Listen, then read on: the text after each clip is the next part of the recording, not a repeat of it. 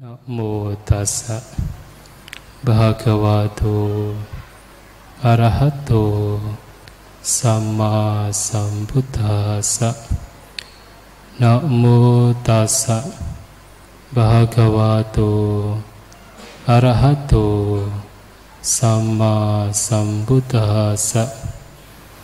Namo tassa bhagavato arahato sama sambuddhassa.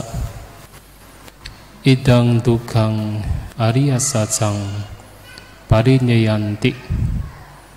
Kebenaran Arya tentang penderitaan ini harus dipahami secara menyeluruh.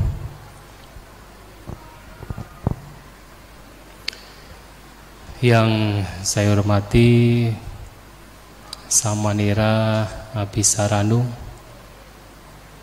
yang saya hormati pula para Rama-Ramani, kepada Bapak Ibu, saudara-saudari sekalian, selamat pagi semuanya. Terpujilah Sang Buddha, Namo Buddhaya. Pada kesempatan pagi hari ini merupakan kebahagiaan bagi kita semua, karena di pagi ini kita bisa merayakan salah satu hari besar yang dinantikan oleh setiap umat Buddha. Dan hari ini adalah hari istimewa karena tidak hanya kita bisa merayakan hari Asada, tetapi juga kita bisa merayakan tidak hanya sekadar melalui media online.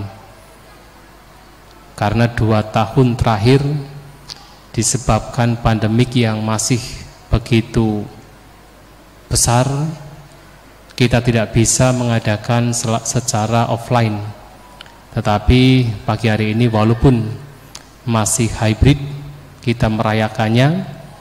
Kita sudah bisa merayakannya di sini bersama-sama, dan ini adalah keistimewaan. Bahkan seperti yang kita ketahui bahwa di tahun ini keluarga besar Theravada Indonesia, baik dari Sangga Theravada Indonesia, dari Makabudi, Wandani, Astinda dan juga Patria, bersama-sama mengadakan perayaan Asalha Mahapuja di Candi Borobudur, dan dihadiri oleh ribuan umat dari berbagai daerah, bahkan seluruh Indonesia, yang diawali pula dengan pembacaan Tipitaka, beberapa sutta yang kita ambil dari Majjhima Nikaya, yaitu Mahayamaka. Dan itu adalah hal yang sangat luar biasa, karena hal yang sudah dinantikan beberapa tahun terakhir ini kita tidak bisa melakukan. Perayaan Asada merupakan satu peristiwa penting yang harus memang dirayakan oleh umat Buddha. Selain ada Hari Raya Waisak dan juga Makapuja serta Katina, Asada juga salah satu hal yang harus kita peringati karena mengandung berbagai macam peristiwa penting yang tadi juga telah disampaikan dalam Asalha Mahapuja Kata, bahwa di Asada ini atau Asalha ini kita memperingati beberapa peristiwa, yaitu salah satunya karena ini adalah hari di mana Tiratana muncul di dunia. Jadi Buddha, Dhamma dan Sangha muncul di dunia.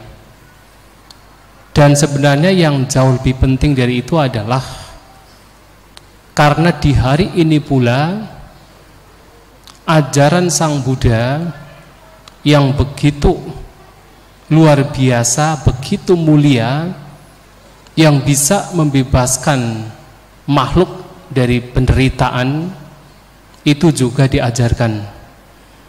Yang tidak lain adalah ajaran inti dari Sang Buddha, 4 kebenaran Arya atau Cattari Arya Sacani, dan itu diajarkan di hari Asada yang kita peringati.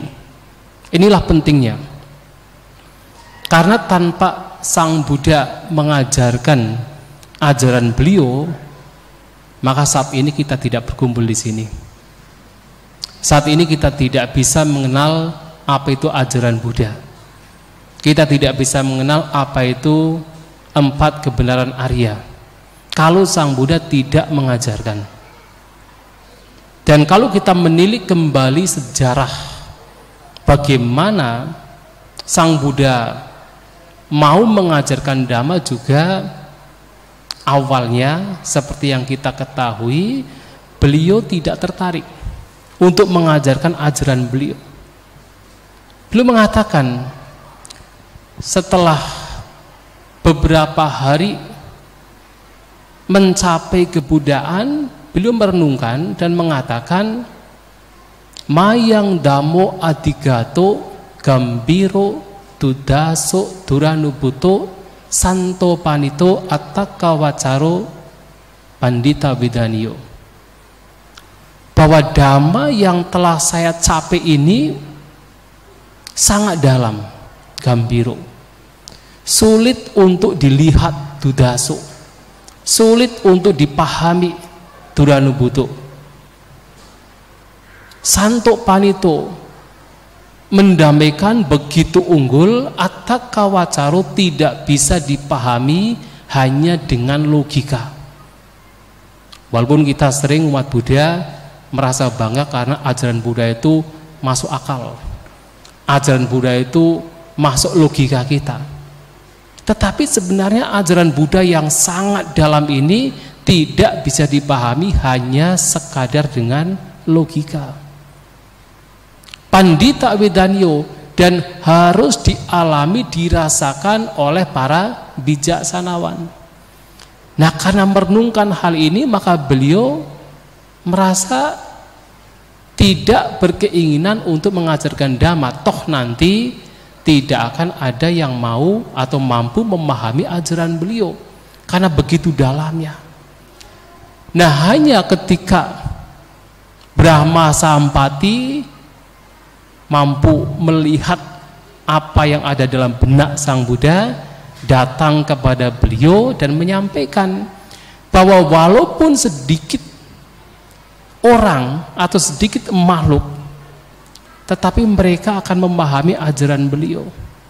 Ada sedikit makhluk yang memiliki sedikit debu, sedikit kotoran batin, yang ketika mendengarkan ajaran beliau akan memahami.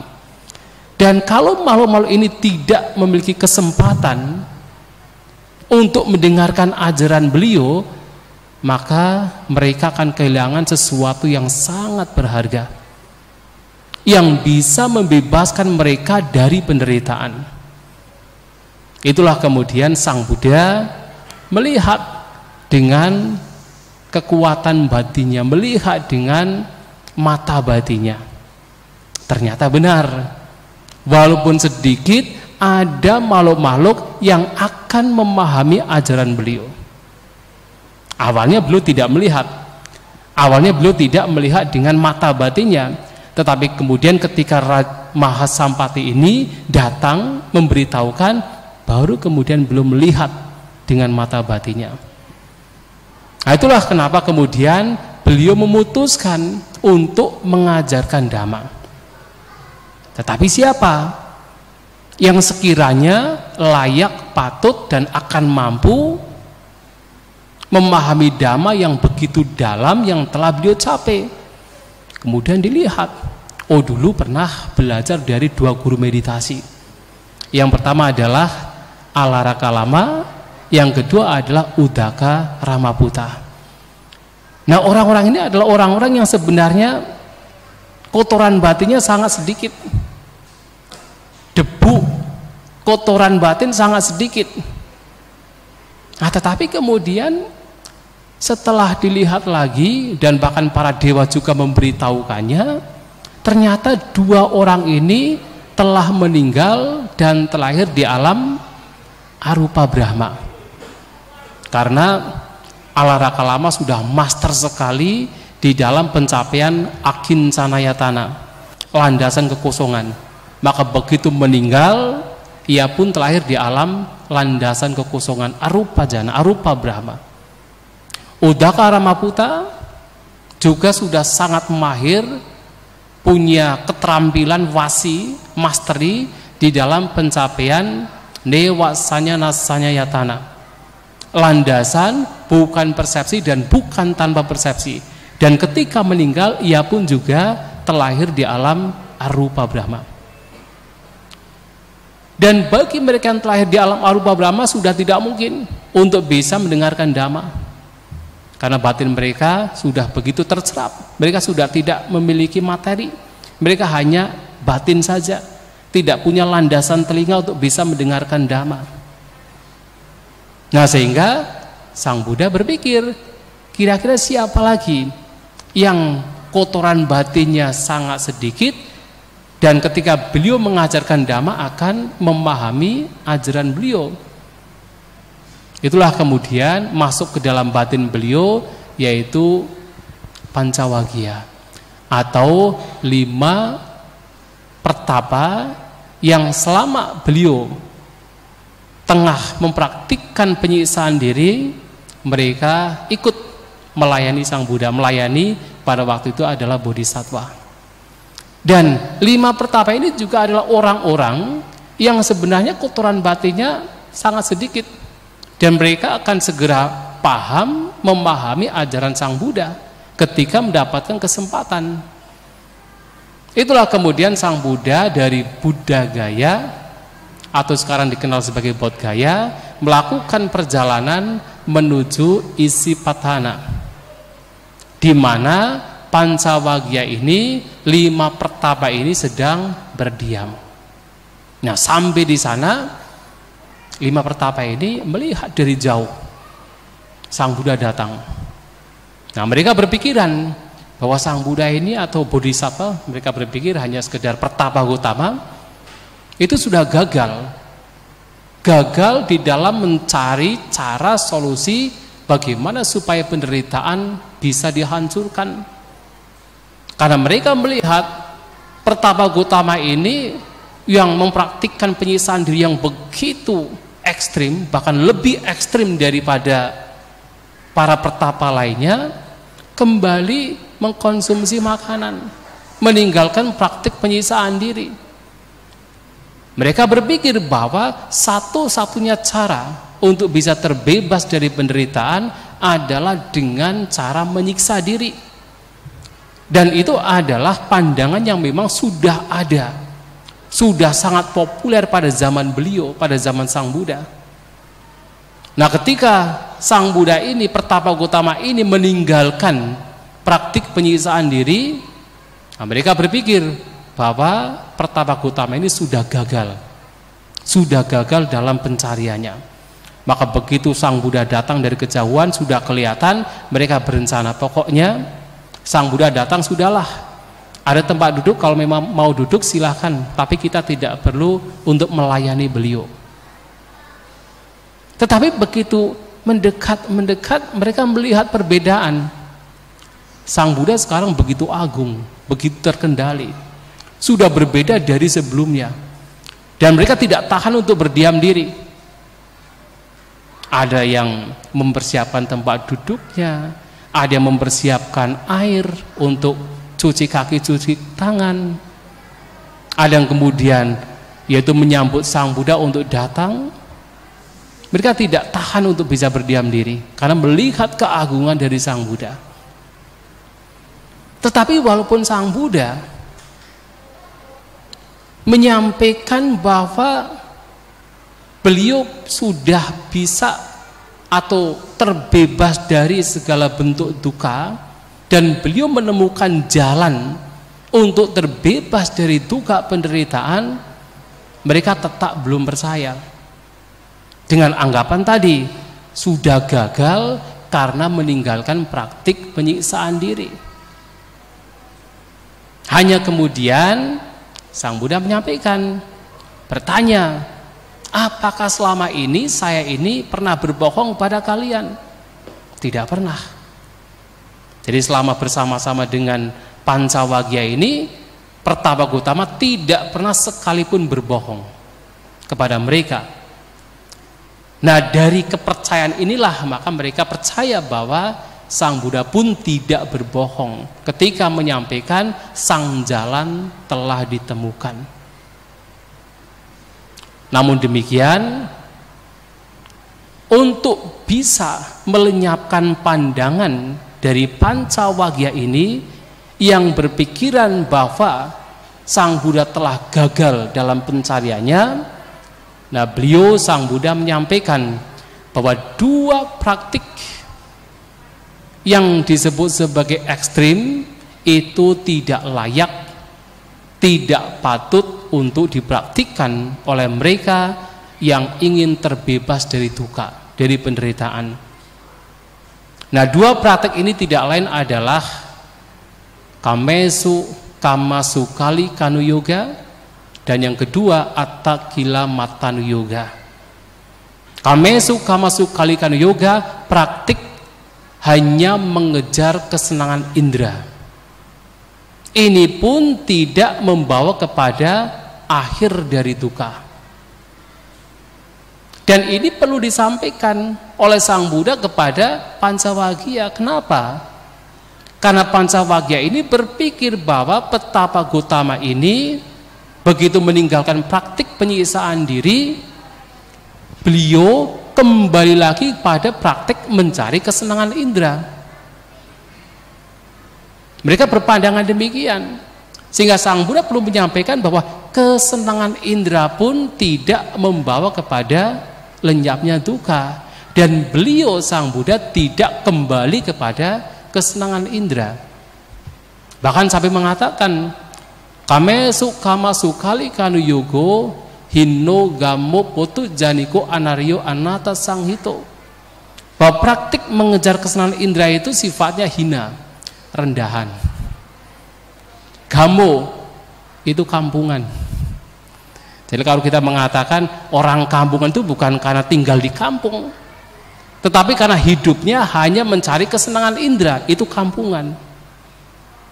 Hino Gamo Potu Janiko, dari kata putu jana, artinya umum.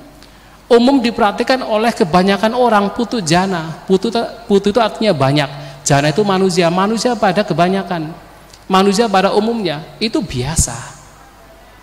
Anario Anata Sanghito, anario tidak mulia, Anata Sanghito tidak membawa kepada kemanfaatan, artinya tidak membawa kepada akhir penderitaan.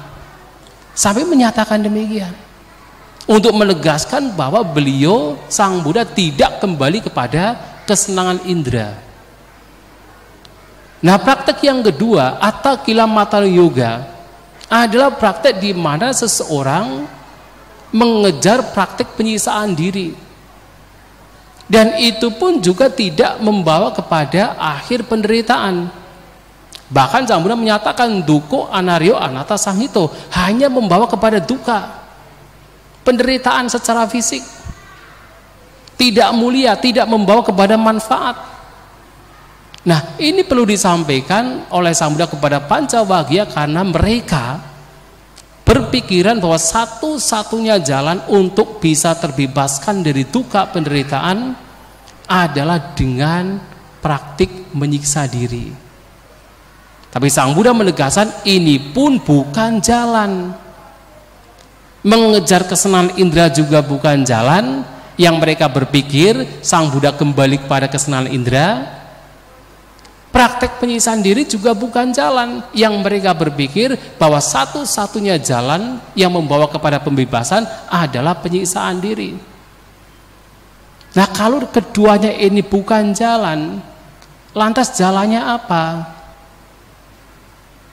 Ubo ante anupagama majjhima patipada abhisambuddha tathagata. Meninggalkan dua jalan yang ekstrim ini, kalau ubo ante itu sebenarnya artinya tepian, anta itu tepian, pinggiran. Jadi meninggalkan dua jalan yang sifatnya berada di tepian, berada di pinggiran. Nah, Sang Buddha, Sang Tathagata merealisasi Majjhima Patipada, jalan tengah. Jadi meninggalkan, jadi tidak ke samping kanan atau samping kiri, jadi berada di tengah. Di tengah ini bukan berarti seperti kita mengambil, yaitu praktek menyiksa diri separuh, kemudian praktek kesenangan indera separuh. Tidak demikian, ditinggalkan. Tidak minggir-minggir ya, tidak minggir-minggir, tapi berada di tengah supaya aman.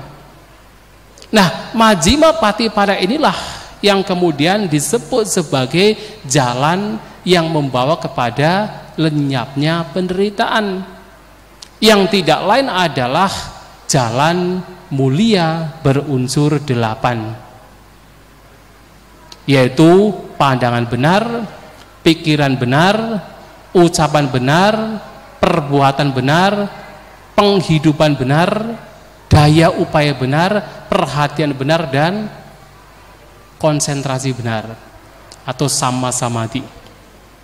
Nah, ini yang membawa kepada jalan untuk terbebas dari penderitaan. Nah, itulah kemudian setelah Sang Buddha mampu katakan membuat Pancawagya ini menjadi tersadarkan, melepaskan pandangan mereka. Ini biasanya memang dilakukan oleh Sang Buddha setiap kali beliau membabarkan Dhamma. Sebelum beliau membabarkan Dhamma yang tertinggi, yaitu 4 kebenaran Arya, biasanya mengupayakan bagaimana pandangan-pandangan salah dari si pendengar ini lenyap dulu. Batinnya menjadi teguh, penuh keyakinan, bebas dari 5 rintangan batin, baru kemudian 4 kebenaran Arya sebagai ajaran tertinggi, Buddhanang Samukha Sikha Desanang, ajaran Sang Buddha yang terkemuka, yang terdepan, yang tertinggi, itu baru diajarkan, yaitu 4 kebenaran Arya.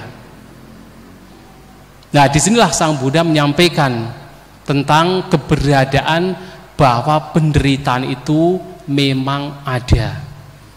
Duka itu, penderitaan itu memang ada. Nah, yang dimaksud dengan penderitaan di sini, tentu kita bisa memahami bahwasanya penderitaan dipahami dari yang paling dasar sampai yang paling mendalam, yang kebanyakan makhluk tidak melihat itu sebagai penderitaan.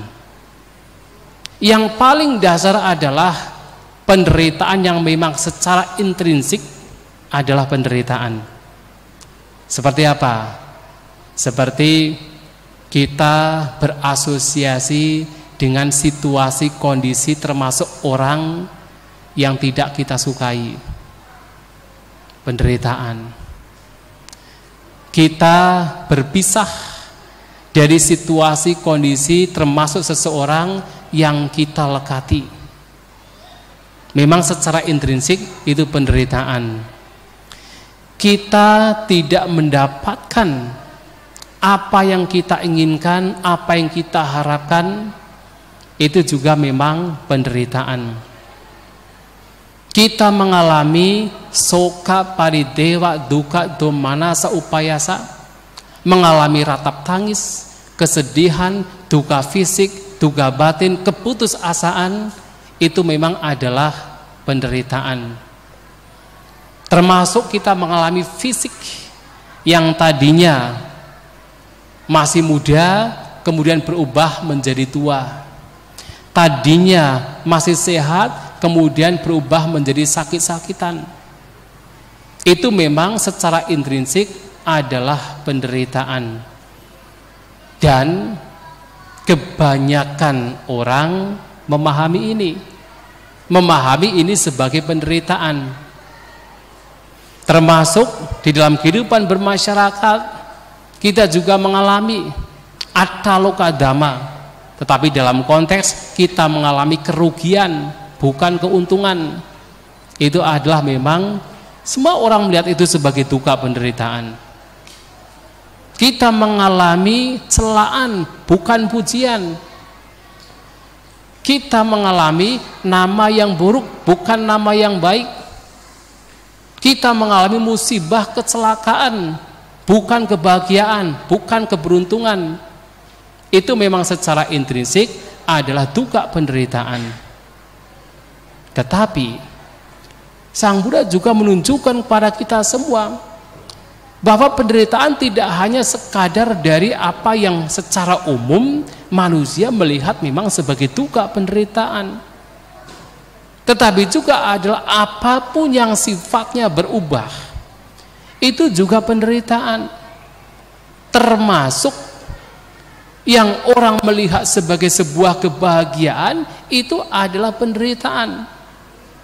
Kesenangan indrawi, baik kesenangan indrawi kita terlahir sebagai manusia, termasuk kesenangan indrawi ketika terlahir di alam-alam dewa, di alam-alam surga, itu juga bagian dari penderitaan. Mengapa? Karena sifatnya berubah, sifatnya tidak bisa dipertahankan. Apapun yang kita anggap sebagai yang menyenangkan, berbagai macam kesenangan indera yang kita lihat sebagai sesuatu yang menyenangkan, yang membahagiakan, itu sifatnya adalah berubah, tidak bisa dipertahankan. Dan ketika perubahan terjadi secara umum, menimbulkan penderitaan, menimbulkan kekecewaan, kesedihan. Itulah di dalam khutbah-khutbah Sang Buddha seringkali beliau menyampaikan, apa sadakama bikawe bahu duka bahu payasa adi namo bawa bio. Wahai para biku, kesenangan indrawi itu memiliki sedikit kepuasan. Sedikit kepuasan, memang ada kepuasannya. Orang mendapatkan berbagai macam kesenangan, itu memberikan kepuasan, tetapi sedikit kepuasan. Sementara bahu duko, bahu payasa, adinawo, bawa bio. Sementara penderitaan yang muncul, itu lebih besar. Kekecewaan yang muncul, itu lebih besar. Dan bahkan jauh lebih besar lagi adalah bahaya yang muncul dari ketika seseorang hanya mengejar kesenangan indrawi. Apa bahayanya? Kita bisa melihat berbagai macam konflik, pertengkaran, perkelahian, termasuk peperangan yang besar antara satu negara dengan negara lainnya, itu semua disebabkan karena mengejar kesenangan indrawi.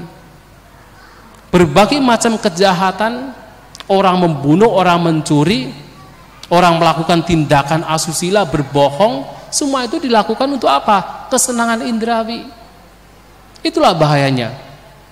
Karena kemudian ketika kejahatan-kejahatan dilakukan hanya untuk memenuhi kesenangan indrawi, seseorang tidak hanya menderita di sini dalam kehidupan sekarang, tetapi juga akan mengalami keberlanjutan di alam-alam kehidupan selanjutnya dan mengalami penderitaan di sana.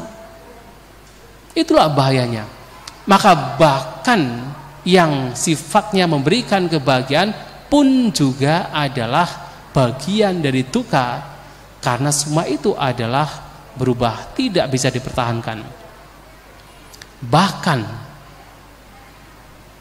pada akhirnya segala sesuatu yang sifatnya berkondisi, segala sesuatu yang sifatnya adalah sangkara, itu adalah penderitaan. Semuanya, termasuk di alam Brahma sekalipun, di alam arupa Brahma sekalipun, yang masih sifatnya adalah berkondisi, itu juga bagian dari penderitaan, bagian dari duka. Mengapa demikian? Karena apapun yang sifatnya kondisi, sifatnya adalah beban, sifatnya adalah membebani. Terkadang saya memberikan sebuah perumpamaan. Kenapa semua yang berkondisi adalah beban, termasuk yang baik-baik itu juga adalah beban? Coba kalau misalnya kita disuruh memilih, ada dua kantong plastik. Yang satu kantong plastik yang berisikan kotoran, tinja. Yang satu kantong plastik berisi permata. Kira-kira pilih yang mana? Yang kantong plastik tinja atau permata? Permata kan? Gak mungkin tinja kan? Tetapi harus diingat, walaupun itu permata sekalipun, kalau ditenteng, beban tidak? beban. Pada akhirnya semua yang berkondisi sifatnya adalah beban. Itulah Sang Buddha menyampaikan di dalam Bahara Sutta bahwa pancakanda ini, 5 gugusan ini yang di dalamnya ada baik ada buruk, itu adalah beban. Itu adalah bahara, itu adalah beban, harus diletakkan. Karena apa? Apapun keberadaan itu membebani dan itu adalah penderitaan. Nah, orang yang memahami Dhamma, mengerti Dhamma, pada akhirnya akan melihat apapun hal adalah beban. Coba kalau kita perhatikan, seseorang bermeditasi ingin mencapai jhana. Untuk mencapai jhana harus melenyapkan beban yang paling kasar, 5 rintangan batin, mencapai jhana pertama. Tetapi ingat, walaupun jhana pertama itu baik, begitu ingin mencapai jhana kedua, beberapa faktor dari jhana pertama harus ditinggalkan, harus diletakkan, baru mencapai jhana kedua. Untuk mencapai jhana ketiga, beberapa faktor di jhana kedua itu pun harus diletakkan, tidak digenggam. Kalau tidak diletakkan, tidak naik ke atas. Untuk mencapai jhana keempat juga sama, jhana ketiga pun juga beberapa faktor diletakkan untuk bisa naik ke atas. Bahkan nanti untuk bisa terbebas dari segala hal, terbebas dari dukkha, semua hal itu harus diletakkan. Maka Sang Buddha menyampaikan kepada kita, kulu pamang bikawe dhamang desitang ajanan tehi dhammapi woppahataba pagewa adama. Setelah mengetahui bahwa ajaran Sang Buddha ini seperti gula, seperti kerakit yang hanya digunakan untuk menyeberang, tidak untuk digenggam, maka seseorang harus meninggalkan dhamma, apalagi yang adhamma. Artinya yang dhamma saja ditinggalkan. Tentunya adhamma yang bukan baik itu harus ditinggalkan terlebih dahulu, baru kemudian meninggalkan dhamma ini, tidak dilekati. Karena apa? Semua hal pada akhirnya adalah beban, dan itu adalah dukkha, penderitaan. Dan ini harus dipahami. Nah, memahami seperti ini dari teori, dari praktik, dari pengalaman, itulah yang Sang Buddha harapkan. Dan itulah yang Sang Buddha pula sampaikan di dalam khutbah pertama beliau yang kita rayakan pada pagi hari ini, Dhammacakkappavattana Sutta. Idang tukang Arya Sasang parinyeyang, bahwa kebenaran Arya tentang penderitaan harus dipahami secara menyeluruh. Tidak hanya memahami dari dukkha yang sifatnya memang secara intrinsik dukkha, tetapi juga seluruh hal yang berkondisi pun juga dilihat itu sebagai bagian dari dukkha, bagian dari penderitaan.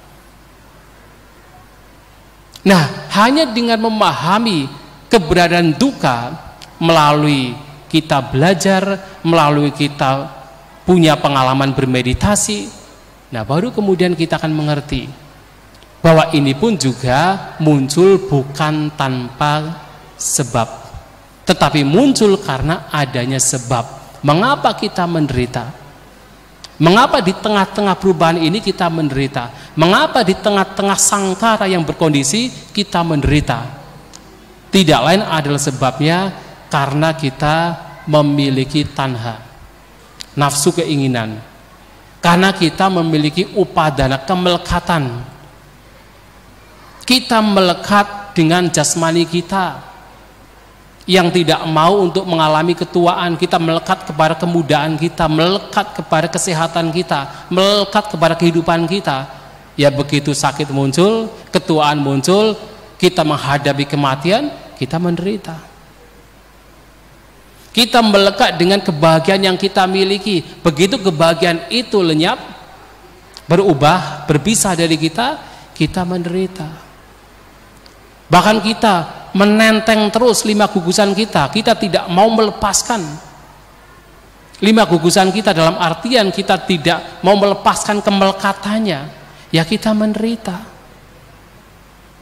Maka yang menjadi penyebab mengapa kita menderita adalah karena nafsu keinginan, karena tanha, dan juga karena upadana, kemelekatan. Karena tanha upadana itu tidak bisa dipisahkan. Begitu ada tanha, muncul juga upadana.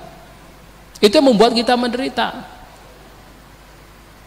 Maka Sang Buddha menyampaikan dalam banyak khutbahnya, tasmatiha bikawe yo natum hakang yang natum hakang tang pajahata.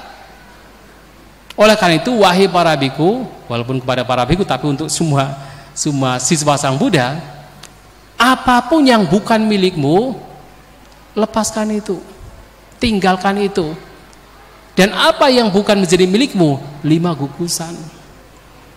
5 gugusan yang kita anggap sebagai milik, kita anggap sebagai sandaran kita, pelindung kita, ternyata itu juga bukan milik. Dan kalau kita menggenggam, kita melekati, kita menderita. Maka kemelekatan inilah yang harus dilenyapkan untuk bisa melenyapkan penderitaan. Tanha inilah yang harus dilenyapkan untuk supaya penderitaan bisa lenyap. Karena itulah penyebab dari penderitaan. Lantas bagaimana bisa melenyapkan sebab penderitaan, bisa melenyapkan penderitaan, bisa mencapai lenyapnya penderitaan, adalah dengan mempraktikkan yang tadi telah disebutkan Majjhima Patipada, jalan tengah, yang tidak lain adalah jalan mulia berunsur 8. Mengembangkan pandangan benar. Kita belajar banyak ajaran Sang Buddha, baik secara teori, kita aplikasikan ke dalam kehidupan kita sehari-hari, dan disitulah kebijaksanaan kita, pandangan benar kita akan berkembang. Kalau pandangan benar kita berkembang, nah nanti yang lainnya akan mengikuti. Pandangan benar kita sudah kita miliki, maka pikiran kita menjadi benar, cara berpikir kita menjadi benar, cara berucap kita menjadi benar, cara berbuat kita menjadi benar, cara hidup kita pun juga menjadi benar. Bahkan daya upaya kita yang kita lakukan juga menjadi benar. Karena apa? Pandangan benar sudah kita miliki. Perhatian kita pun juga perhatian yang benar, bukan perhatian terhadap hal-hal yang membawa kepada duka penderitaan. Dan pada akhirnya konsentrasi kita pun juga menjadi benar. Dan inilah yang harus kita lakukan, kita miliki dalam kehidupan kita, memiliki pandangan benar sebagai hal yang paling penting agar yang lainnya juga menjadi benar.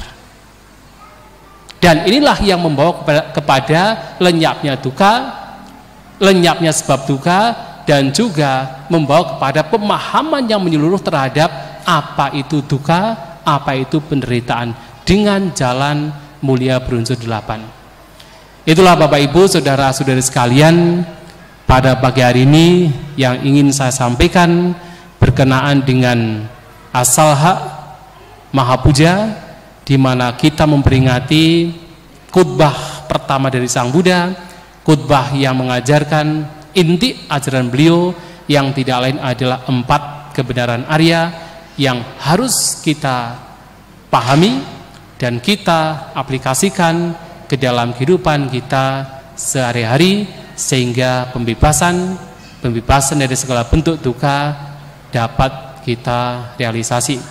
Semoga kita semua maju dalam Dhamma, dan saya ucapkan selamat merayakan Asalha Mahapuja. Semoga kita semua berbahagia. Sabe Sata Bawantu Sukitata.